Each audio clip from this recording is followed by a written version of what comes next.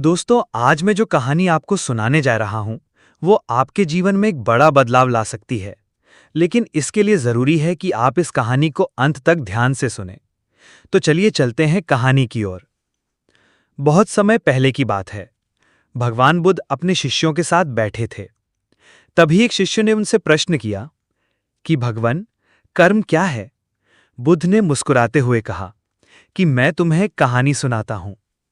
एक राजा अपने हाथी पर बैठकर राज्य का भ्रमण कर रहा था।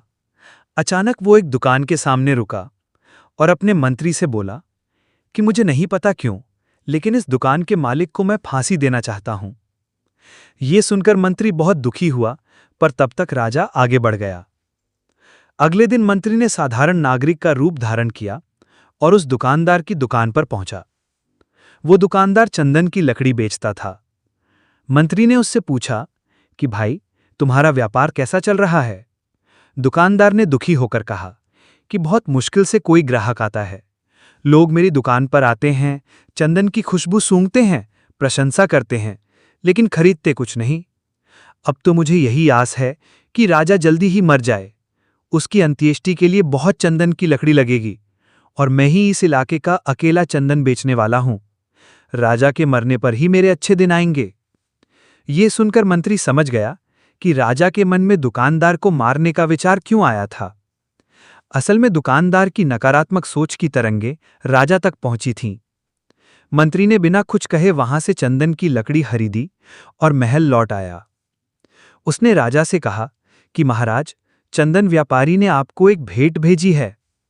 जब राजा ने लकड़ी का बंडर खोला तो उसमें सुनहरी रंग की श्रेष्ठ चंदन की लकड़ी थी, जिसकी सुगंध ने राजा का मन प्रसन्न कर दिया। राजा ने प्रसन्न होकर उस व्यापारी के लिए सोने के सिक्के भेज दिए। ये देखकर राजा को बहुत पछतावा हुआ कि उसके मन में उस दुकानदार को मारने जैसा विचार आया। और जब दुकानदार को राजा से सोने के सिक्के मिले तो वो भी हैरान रह गया। उसे समझ आया कि वही राजा जिसकी मौत की उसने कामना की थी, उसी ने उसे गरीबी और अभिशाप से बचा लिया। कुछ समय बाद उसे अपने बुरे विचार याद आए और उसने गहरा पश्चाताप किया। बुद्ध ने शिष्यों से कहा कि यदि हम दूसरों के प्रति अच्छे और दयालु विचार रखेंगे तो वे सकारात्मक विचार हमारे पास लौट कर आएंगे, लेकिन यदि हम बुरे विचार पालेंगे तो वे भी हमारे पास उसी रूप में लौटेंगे।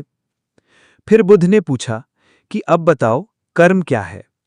शिष्यों ने उत्तर दिया कि हमारे शब्द, हमारे कार्य, हमारी भावनाएं और हमारी गतिविधियां। बुद्ध ने सिर हिलाकर कहा कि नहीं, तुम्हारे विचार ही तुम्हारे कर्म हैं।